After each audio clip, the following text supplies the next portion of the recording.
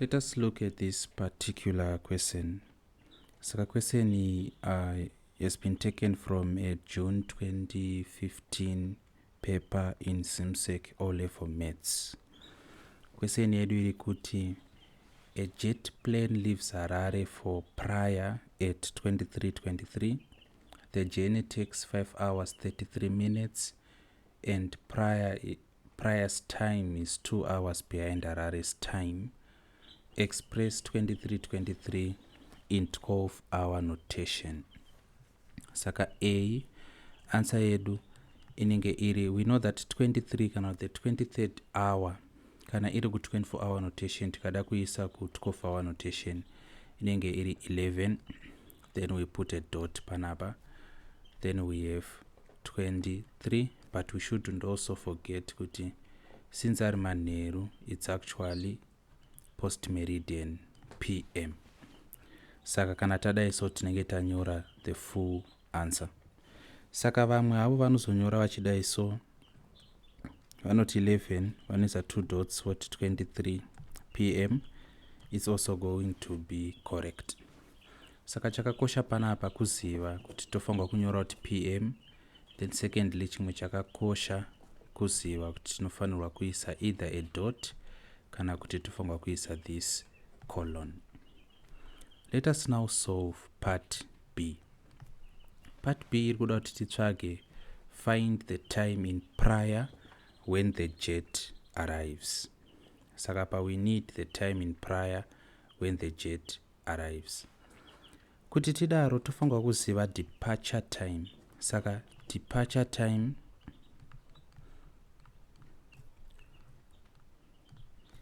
in Harare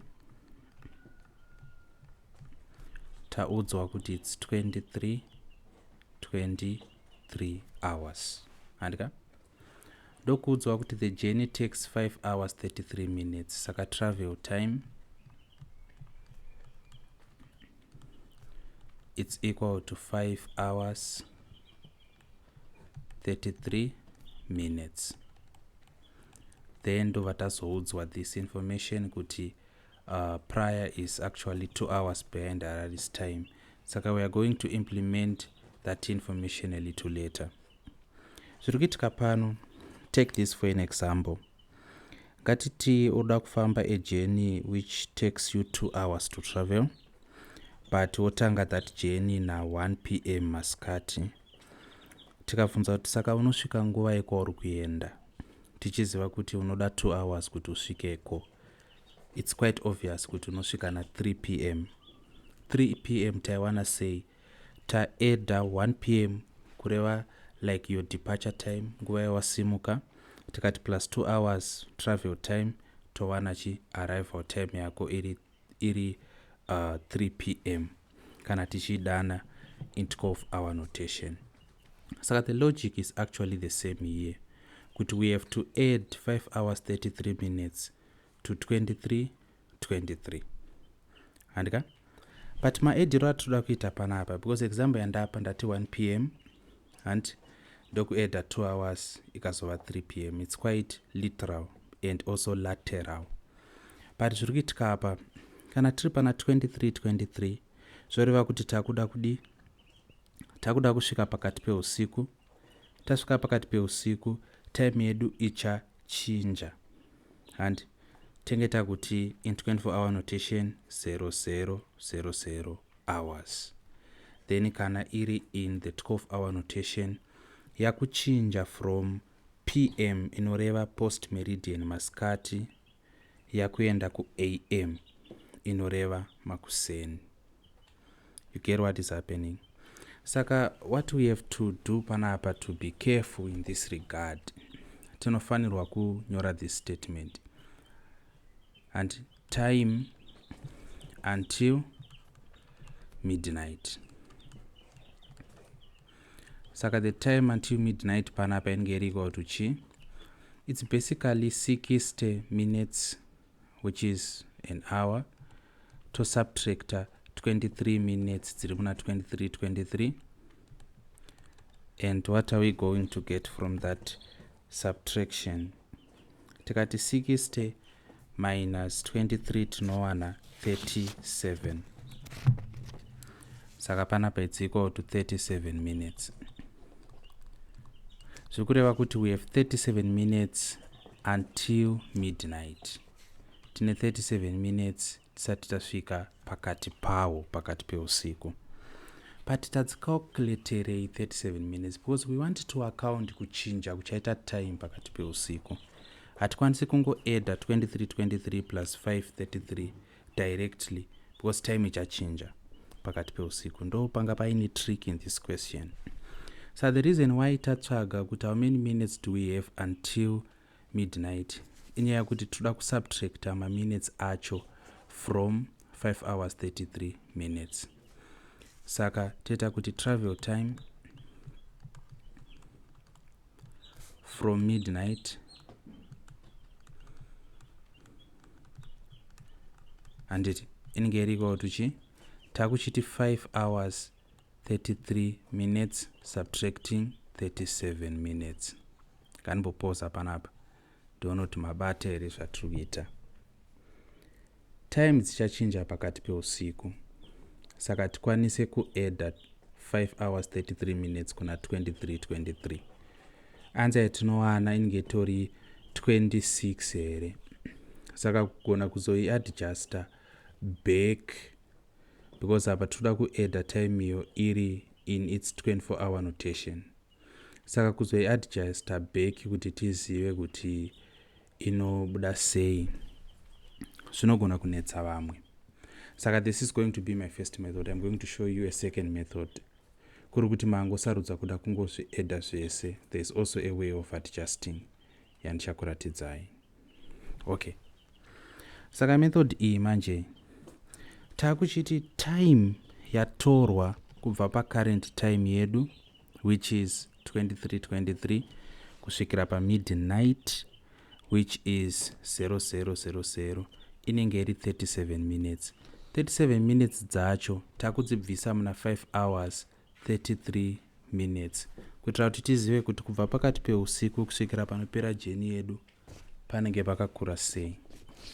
Saka kuti tiite this subtraction, since tisingagoni kuti 33 minus 37, we are going to borrow an hour from 5 hours over 4. That hour we add it to 33, saka it's 60 minutes plus 33. Panapa it's 3, 6, 7, 8, 9, so it's 93. Then we just subtract normally. Saka panapa we add 10, it becomes 13. Apa we add 1, it becomes 4. Takati 13 minus 7 tinowana 6. Takati 9 minus 4 towana 5. And 4 minus 0 ndi 4. Like that. Saka zvazviri kureva ndezvekuti time of arrival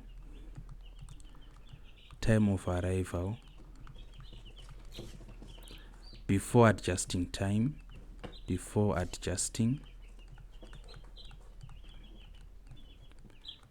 inenge iri equal to chi, inenge iri equal to 0456. That's the time of arrival before adjusting. Then kana tazoya panapa takuti actual time of arrival,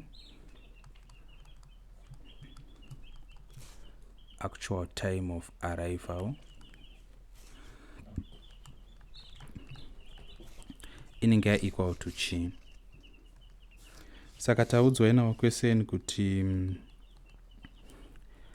prior's time iri 2 hours behind Harare's time, and the time of arrival we are arriving in prior.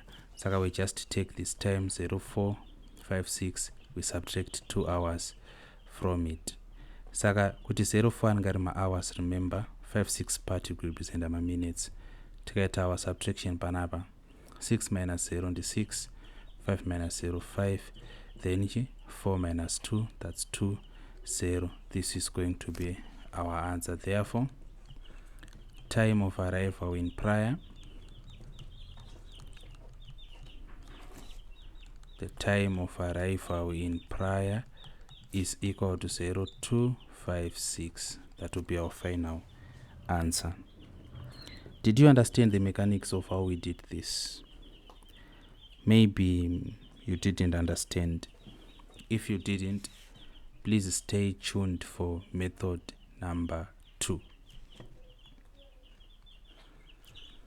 Saka for our method 2, zvatiri kuda kuita panapa ndeizvi. Tichanyora futi our statements. Saka mastatements edu akamira sei. Departure time haisi kuchinja. Nguva yatasimuka, it's still 23:23. By the way, munogona kuzviweka izvi muchishandisa the 12-hour notation. Maybe I leave that as your task. Inini I have preferred kushandisa the 24-hour notation. I think it to be easier. But if you find the 12-hour notation to be easier, you might try to use it in this solution to see if it works. Saka departure time yedu it's 23:23.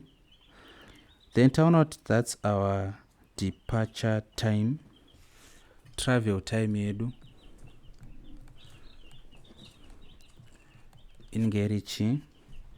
Travel time zvanzi it's 5 hours 33 minutes. We write it down. 5 hours 33 minutes. Saka arrival time.